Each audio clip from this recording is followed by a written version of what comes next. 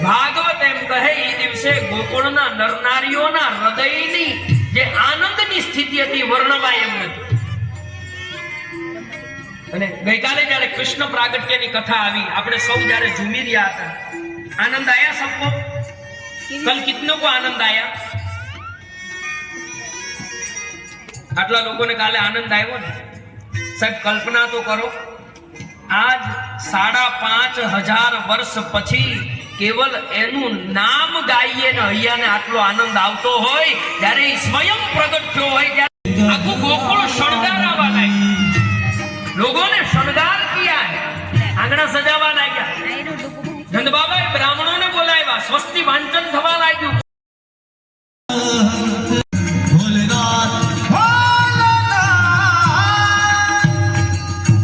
ત્યાં તો આખા ગોકુળમાં ખબર પડી, રમ્મા કરકે શૃંગી નાદ બજાયો, અને જ્યાં કૃષ્ણને હાથમાં લીધા મહાદેવ નાચવા લાગ્યા.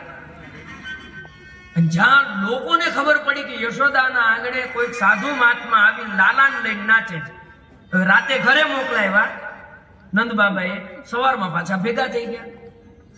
અને ભેગા થયેલા લોકોએ પણ શરૂઆત ક્યાંથી કરી? જ્યાં સે કલ વિરામ કિયા થા, નંદ ઘેરે આનંદ ભયો જય કનૈયા લાલ કી, નંદ ઘેરે આનંદ ભયો કનૈયા આવાજ મધામણ. નંદ બાબા ખીજાણા હું છે હવે? આ 4-15 દિવસ સુધી જ્યાં મળે ત્યાં કોંગ્રેચ્યુલેશન કરે તો. अरे नंद ने बधाई आपी आपी થાય क्या? बाद में लोग आपस में बधाई देने लगे, आने बधाई आपे. बोलो नंद बाबा के बस હવે થાકતા નથી, ઘરે જાઓ. ધ્યાન તપ અને યજ્ઞ કરી રહેલા સાધુ અને સંતો છે, બ્રાહ્મણો છે, ઈ બાકી. અને ત્રીજું ગોકુળની ચારે ફરતેથી રક્ષા કરી રહેલા સૈનિકો ઈ બાકી. નંદ બાબા કહે બાકી કોઈ ન રહેવું જોઈએ, વ્યવસ્થા કરો. સૈનિક બોલે જે વડીલો છે એના માટે પાલકી મોકલાવો, સૈનિકો માટે ઘોડા મોકલાવો, અને સંતો માટે હાથીની અંબાડી તૈયાર કરો, તબ સે ये गाया जाता है. રદિયો પાલકી હાથી દિયો ઘોડા દિયો રદિયો પાલ હાલો ઘેરા નંદ ભાયો જય કનૈયા લાલ કી, ઘેરા નંદ ભયો જય કનૈયા લાલ કી. આજે ઈચ્છા હતી ઘડીક તમને કીર્તન કરાવવાની, 9:30 પછી તો તમે આવો, તમે આવીને બેહો તો 10:30 થઈ ગયા. રોજ કઈ 12 વાગે કે યોગ્ય થોડું છે. કાલે તો કૃષ્ણ જન્મ હતો, બેઠા રહ્યા. આજે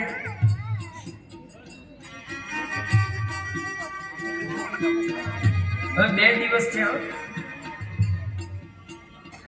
પૂતના ગોકુળમાં આવી ગયા. કંસના હાથમાંથી કાળ છટકી ગયો ને, એટલે કંસે નિર્ણય કર્યો કે મને મારનારો ક્યાંક જન્મી ચૂક્યો ને, હવે જ્યાં જન્મ્યો હોય ત્યાં મારી નાખો. કઈ રીતે? એટલે વળી આ પૂતના આવી કે એક કામ કરીએ ને, નવા જેટલા જન્મ્યા હોય બધાને મારી નાખીએ તો કાળે મરી જાય. હમણાં પ્રાણ ખેંચી લેશે. ત્યાં તો પોતાના દોડીને બહાર ગઈ, ઠાકોરજીને લઈ પોતાના મૂળ વિકરાળ સ્વરૂપમાં આવી, પગની ઠેસી મારી, આકાશમાં છલાંગ લગાડી, પુકાર કરે કૃષ્ણ છોડ, કૃષ્ણ છોડ, કૃષ્ણ છોડ. આન ભગવાન હસીને મનમાં કહે કે પૂતના, આમ તો હું કોઈને પકડતો નથી, પણ એક વખત પકડું તો છેલ્લે સુધી છોડતોય નથી. આન ગોકુળ અને મથુરાની વચ્ચે એક જંગલ આવ્યું, ત્યાં ભગવાને પ્રાણ ખેંચો. વિકરાળ પૂતનાનો દેહ જ્યાં પડે, ભયંકર અવાજ સાથે દેવતાઓ જય જયકાર કરે, કૃષ્ણ કનૈયા લાલ કી જય.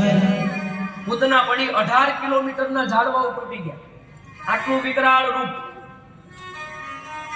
જ્યાં પૂતના પડી એટલે ભયંકર અવાજ આવ્યો. અવાજ આવ્યો એટલે યશોદાને લાગ્યું કે ઓલો ઘોડિયામાં મારો લાલો બી તો નહીં ગયો હોય ને. દોડીને આવીને જોયો તો ઘોડિયું ખાલી. લાગ્યું કદાચ કોઈ ગોપી લઈ ગઈ હશે.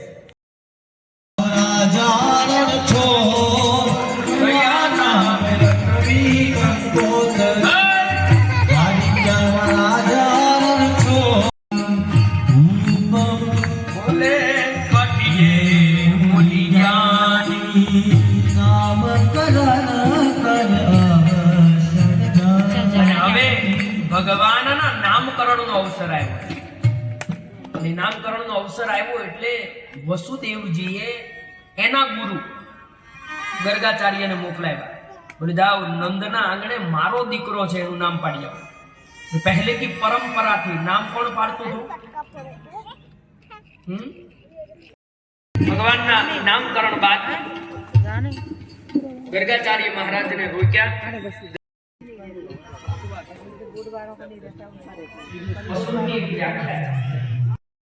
દેવની અંદર જે પૂર્ણ હોય એ સંગીતનો પૂર્ણજ્ઞ કહેવાય. અને આ સંસારની અંદર કેવલ એક જ સંગીતમાં પૂર્ણ છે, એ છે કૃષ્ણ.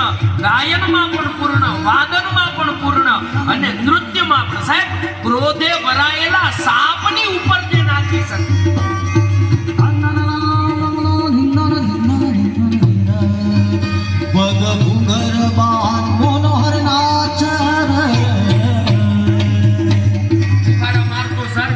ઠાકોરજીના ચરણથી અધમુઓ કર્યો અને છેલ્લે એને શરણાગતિ સ્વીકારી. ઠાકોરજી હવે આ બાજુ ઘરે કોઈક જઈને યશોદાને કહી આવ્યું, તારો દીકરો ધરામાં આખું વ્રજમંડળ યમુનાના ધરા પાસે. કૃષ્ણ ભગવાને કીધું જીવતો જોવો હોય તો આ ધરો છોડીને બીજે જા. કાલ્યનાગ તૈયાર થયો કે હા હું જતો રહું. કૃષ્ણ ભગવાન કે એમ જતો રહે એમ નહીં, ફર્સ્ટ ડ્રોપ મી, પેલા મને તો ઉતારતો જા. ઉતરતી વખતે તો ઓલું કદમ હતું, ઠેકડો માર્યો નીચે આવી ગયો. હવે ચડવું કેમ? મને પેલા મૂકીને પછી જા. એક હાથમાં પૂંછડી, ફેણ ઉપર ઠાકોરજી, નૃત્ય ચાલે. એમાં ધીમે ધીમે બહાર નીકળ્યા, વમળ થવા લાગ્યું. સૌથી પહેલા મહારાજ મોહન કે સિવા દુજા ન આવે ઇસ રાસ. આમાં પુરુષ તરીકે કેવળ કૃષ્ણને પ્રવેશ, બીજા કોઈને નહીં. અને એમાં જો તમને લઈને જાવ તો તમારે તો હું, અમે બધા બહેનોને હોય ને આવું, તમારે હું હાસી કરેગી બ્રિજ કિનારે માનો બાત હમારી ગપુરે. આમાં હાસી કોની થશે? હાસી તો અમારી થશે. આબરૂ કોની જશે? બોલે એ અમારી જશે. ક્યાંક લગ્નમાં જવાનું હોય ને પછી પોણો કલાકે બેન તૈયાર થઈને બહાર નીકળે, પછી ભાઈને પૂછે તૈયાર? ભાઈ તો તૈયાર જ હોય, ચાલો. તરત બેન ઉભા રહે, આમાં આવશો?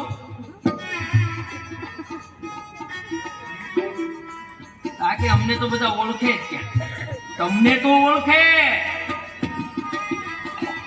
સાથે આવવાનું છે ને, જાઓ કપડા બદલી આવો. ચાલતે રોડે બચારાને શર્ટ બદલાવા મોકલે. અને પાછો શર્ટ એ કયો પહેરાવે ખબર? આમ તો બધા અનુભવી છે ટીપાણેલા, એટલે જેવી સાડીનો રંગ ઈ જ રંગનો શર્ટ ઓલાને પહેરાવે.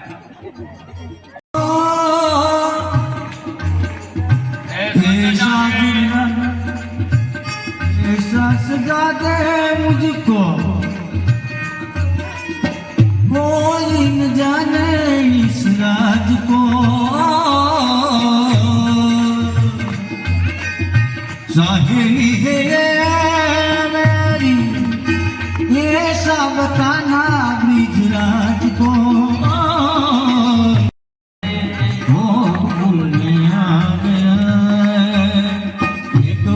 शिव भोल घुटानी बनकर ब्रिज किनारी को